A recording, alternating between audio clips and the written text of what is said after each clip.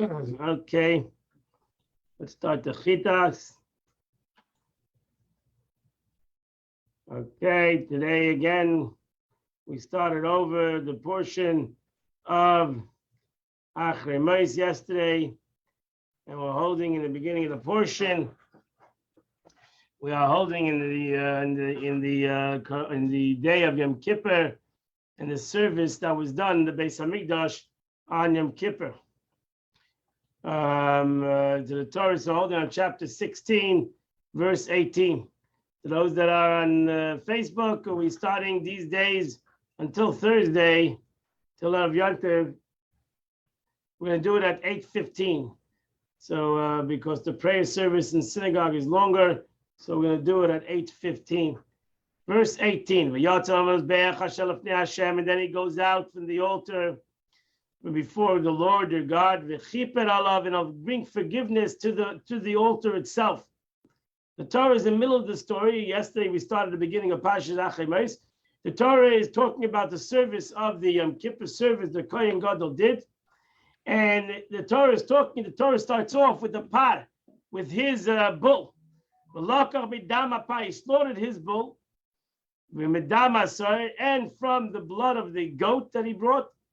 And he put it upon the corners of the altar, the outside altar.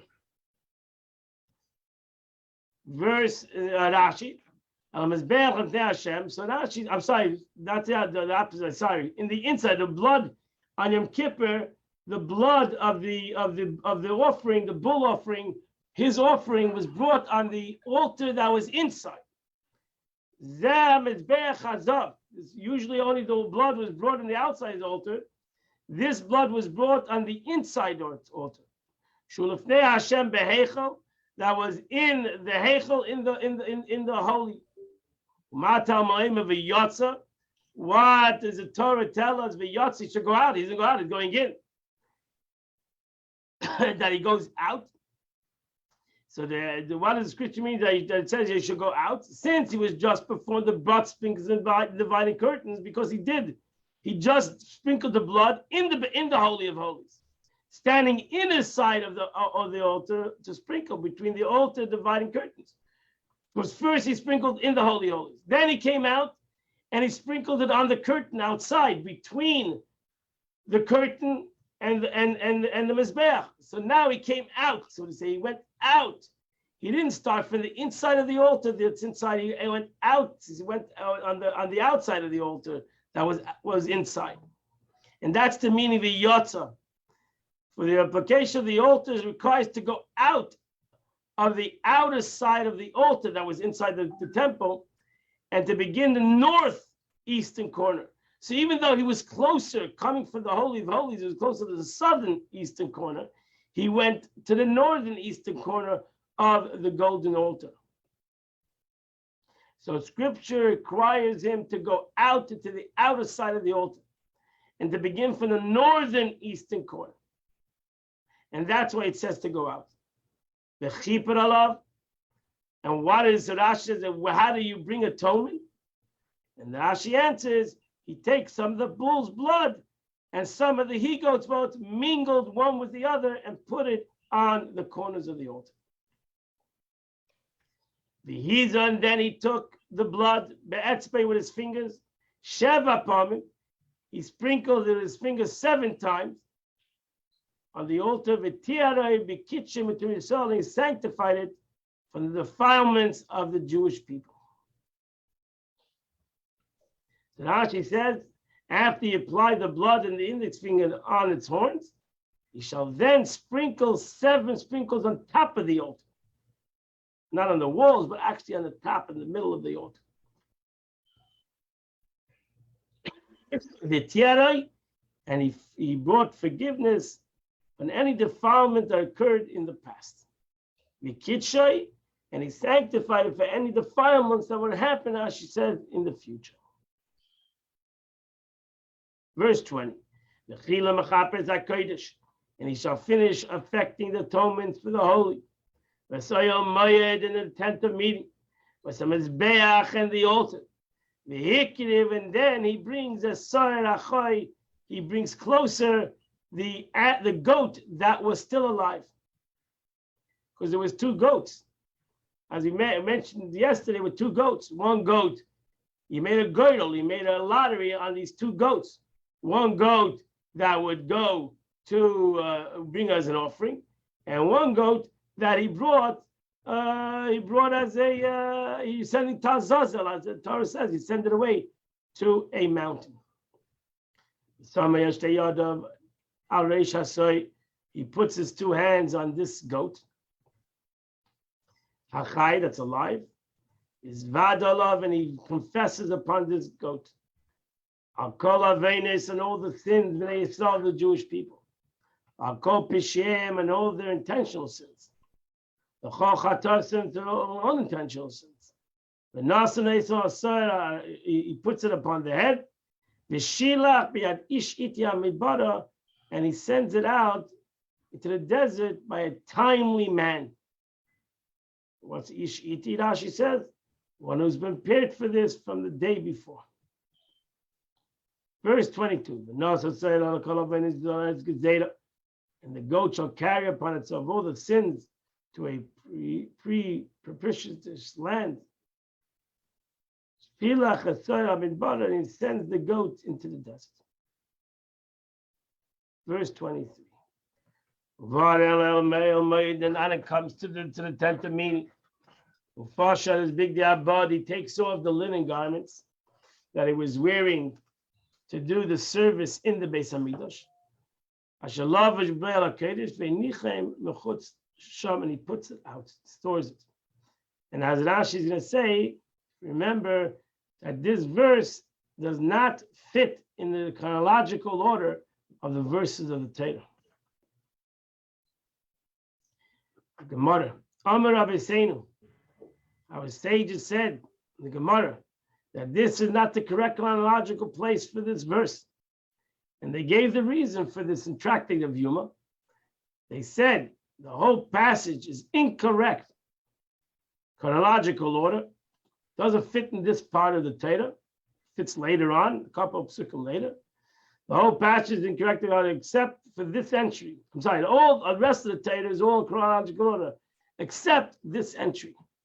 For this followed the performance of his burnt offering and the people's offering and the burning of sacrificial parts and the bull and the he-goat, which he performed outside the Holy of Holies with the Kohen Gadol tie of the golden garments. Then he would immerse himself, sanctify his hands and feet in water, and wash them, and remove the golden garments and don his white garments. And then, so first he did all the sacrifices. Then he took off his golden garments and he put back his white garments to take out the kaf, as Rashi says, to take out the spoon that he left in the Holy of Holies before. So as Rashi is soon going to say the whole schedule. To take the spoon from the pan, which would cause the incense to go up and smoke in the altar, in the Holy of Holies. But now, after he took out the spoon and the pan out, then he would don his golden garments and do the afternoon tamid. The following, therefore, is the order of the service. Number one was the carbon tamid. That was always brought in the morning, in the golden garments. That was done in his regular 8 garments. The service involved his bull, his he-goat, and the blood that was sprinkled inside the holy, and the incense procedure, that was done in his regular garments, in the white garments. So that's already one time we had to change garments from the 8 garments to 4 garments. Went to the mikveh between each one. Number 3, the ram, the people's ram, the blood, some additional sacrifice a day, that was done in his 8 golden garments. Then he would get back into his white garments.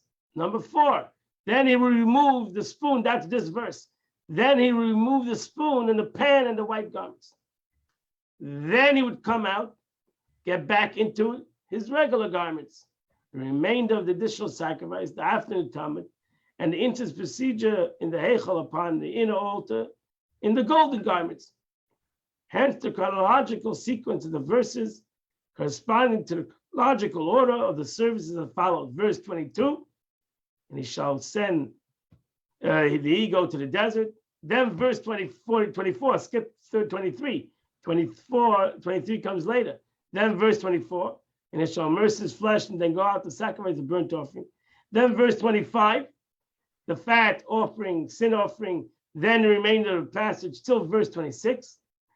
And then after this, he may come to the camp. Only then, now after verse 26, should come verse 23. And now I'll shout to the meeting. So the Gemara says that this verse doesn't fit in the chronological order from verse 22 to verse 26.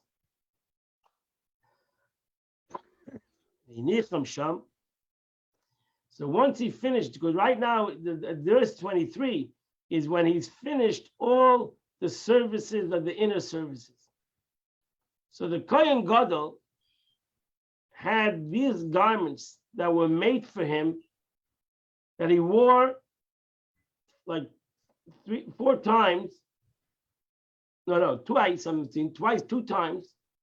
That's all he wore. He wore it when he went in to do the inner service, and then he put it on again when he went in to take out the coals from the Holy of Holies. That's all he wore twice a year.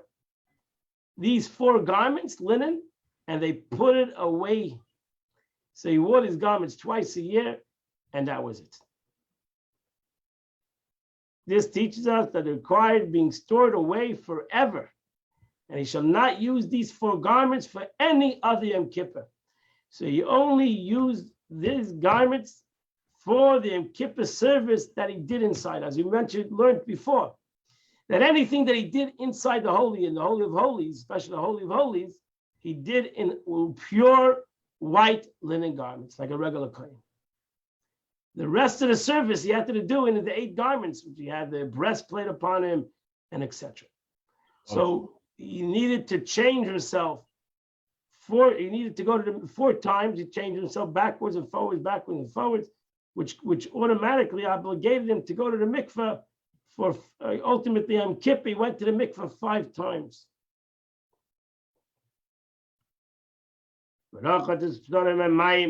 And then verse 24, he would wash in the mikveh. The Makim Kadesh in a holy place. The Lavash Begadav, he would put on his regular garments, golden garments. He went down and did the oila, the burnt offering of the people. The chipa ba'adaya be'adam, he gave forgiveness to him and to his people. Now she says, above, we learned that he shall immerse in the water and then don them. And when he changes from the golden garments to the white garments, he's required to immerse himself with that immersion. He moved the golden garments, in which he had performed the service of the morning Talmud, and subsequently changed into white garments to perform the service of the day. Here we learn that he changed from white garments to golman. He would also require immersion in the mikveh. Whenever he changes garment, whether it's from the regular garments to the linen garments, he went to the mikveh, linen back to the gold. He went to the mikveh, and he went to the mikveh 4 times. And there was a mikveh right next to the altar. There was a mikveh, the Beis HaParda, and he would go there to the mikveh, the holy place, sanctified degree of holiness in the courtyard of the holy temple. And there was as it does said over here, it was in the roof of the chamber of the holy temple called Beth HaParva. And so there were all 4 immersions. The 4 immersions were done in that mikveh, which were obligated the day, except the first immersion, when he went to the mikveh before coming to the service, which was performed in an unsanctified place, because this immersion in preparation to sanctify the morning Talmud took place every day and was not therefore specified in Kippur. I said he went 5 times to the mikveh, even though the Torah over here says 4 times, because anytime a Kohen came to the Beis HaMikdash, in the beginning of the day, he would go to the mikveh, and that's why Chassidim have a tradition. Chassidim have a tradition to go to the mikveh every day before davening, because the Kohen also, before he came to do the service in the temple, he would go to the mikveh.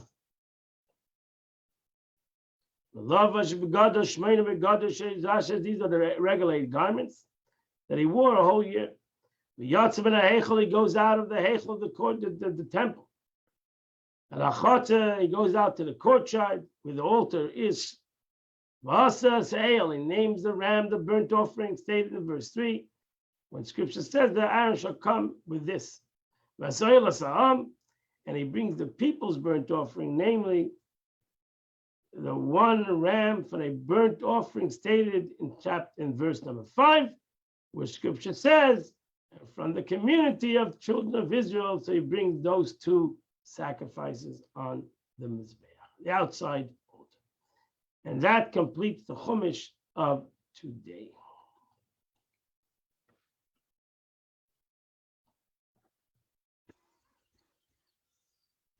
We are holding in the middle of chapter 41 of Tanya.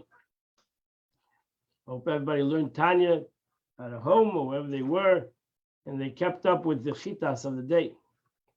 The Alter Rebbe is talking about, he's middle talking about the concept of the way we create this meditation and this service, this understanding in the service of HaKadosh Baruch Hu, how to serve God, because everybody needs to serve God. To be able to serve God, to say that I'm serving God, I need to have the concept of meditation of Ava and also Yira, an aspect of fear of God.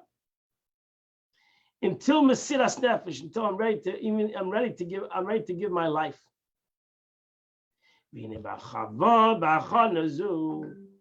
With this preparedness, Mesiras Nefesh, to surrender his soul to God, meaning through engaging in Torah and prayer with the same spirit in which a man surrenders his soul to God before his demise. Yaschil, he should recite the morning prayer, Baruch Atah, blessed are you, and so on. These benedictions begin the beginning of prayer. Blessed, we say the 15 blessings.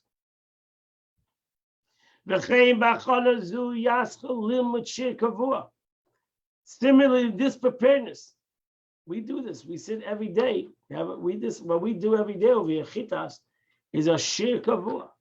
This is a regular course that we do, and we should similarly sit down before we learn together with preparedness and a meditation that we're ready to learning Torah Savaya. In the words of our sages, from the house of prayer to the house of study.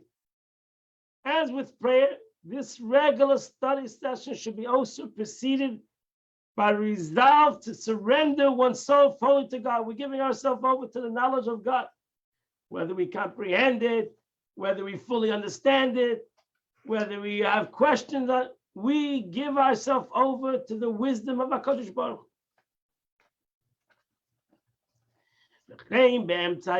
So to the middle of the day, when one begins to study, he needs to have a little preparation. That he should be able to, that why he's learning to connect, give himself over to God. As it's known, it's known that in the case of the Beinoni, the essential preparation and intent for its own sake, where it is indispensable. Indispensable. You need to do that. For a tzaddik, maybe he can go straight to learn. A tzaddik can go straight to prayer. But a Beinoni, a person that is a Beinoni, needs to have a little contemplation. It's not something that's an enjoyment for him. It's indispensable for him. Because if he's not going to do it, he's just going to learn, and it's going to go fly right out. If he's going to go daven, he's not going to prepare himself. It's not going to be the way it should be. Because we're not perfect people, and we need preparation.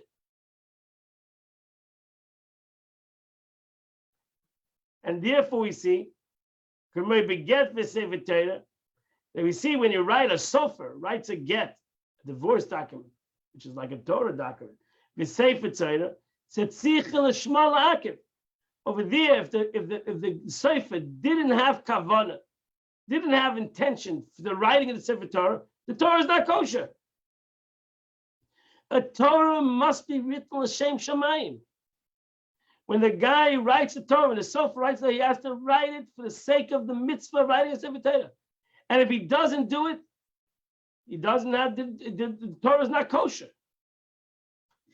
That's what you'll see whenever you go to a writing. There's a big sign in front of the sofer. It says, he always has to remember to say, I'm writing this Torah for the sake of the mitzvah writing the Torah. And it's not a great contemplation out there, because we're not asking you for a great hour and a half meditation. When a person writes a Torah, he needs to say 3 words. Hareini kaisav l'shem kedusha sefer Torah. I am writing this Torah for the sake of the purpose of the mitzvah and the holiness of the Sefer Torah. That's it. So the sofer doesn't have to sit there for an hour meditation. It's a 6-word meditation. Or when a sofer writes a get, he has to say, I'm writing this get for the name and for her name, for his name and for her name. And he says the names for him and so on. So you don't have to have great meditation. Meditation is that you think a second. Similarly, it's sufficient for a Beinah to have intention for his own sake. Just think a second. Before I learn, I'm learning for God.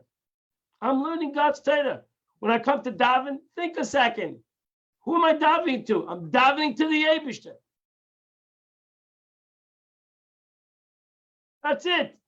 If you can do it more, sure you should do it more. And so when a person studies the numbers of consecutive hours, he should reflect on the preparedness referred to as to above, at least at hourly intervals.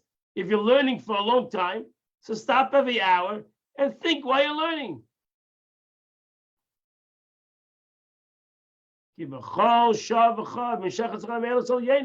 And why do I doubt it up? As I tell you every hour, stop and think for a second, because every hour, it's brought down in Kabbalah, every hour has another flow, has another spiritual flow from above. So every hour, before I receive a whole new spiritual flow from above, I should have the kavanah. I should do for the sake of this new energy that comes from Lamayla. It comes from above to give life force to the lower worlds. The previous hour, the previous hour's energy goes above. And this is the side. This is according to the esoteric principles of advance and retreating, expounded in the Sefer Yetzirah, in Kabbalah. As the divine life force animates the world, alternatively advancing and retreating. It is first drawn down into the world and then returns to its source in a highest spiritual world. Each hour then, the creative life force of the previous hour returns to its source. It keeps on going. It goes up, and a new light comes down. It goes up, a new light, it's like a rebounding situation. So every hour, Alter Rebbe says, if you're going to learn for a couple hours straight, every hour you got to stop for a second and think, what am I doing here? I'm learning here l'shem shamayim. I'm learning here for the sake of heaven. In Kol HaTorah, this new life force comes down together with all the Torah and good deeds of those who dwell below. This is Kabbalistic. In each of the 12 hours of the day, there rules one of the 12 combinations of the letters that form the 4 letters of God's name. In the 12 days,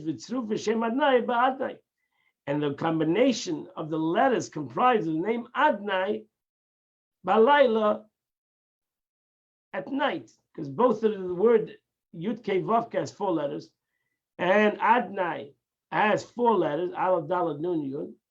So the shame, that's why daytime is chesed, is yudke vavke. Nighttime is gevura, is shame adna, is the concept of severity. Adon, master, ruler, etc. Kenoida, as is known, I'm sure you'll know this esoteric spiritual aspect of the combination of God's name, that the 12 combinations of God's name that starts every morning, and then 12 hours later starts Shem Adnai, and that's why you have the basic difference between morning and night, and that's the combination of 24 hours. And every day this happens over and over and over again. The main thing out there everyone wants to be that every hour is a whole new reality. And since every hour is a whole new reality, a whole new spiritual reality in the world, so every hour a person needs to stop and think. If he's learning, sure, he needs to stop and think, what am I doing? Why am I learning? It's a new energy. You can do this every hour in general. What a new energy has come to the world. What exactly is this new energy? What is the purpose and the way I can become part of this situation? That completes the Tanya of the day. And today, my friends, is the 17th day of the month, which is chapter 63, 64, 65, 66, and 67. No, I'm sorry. It is chapter 80, 83, 84, 85, 86, and 87.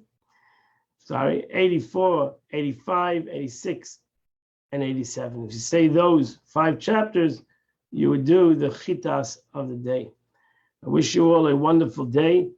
In Mitzvah tomorrow, again, we're going to do the chitas this week at 8:15 a.m. I'll see you all tomorrow at 8:15 a.m. Have a wonderful moed. Have a wonderful day.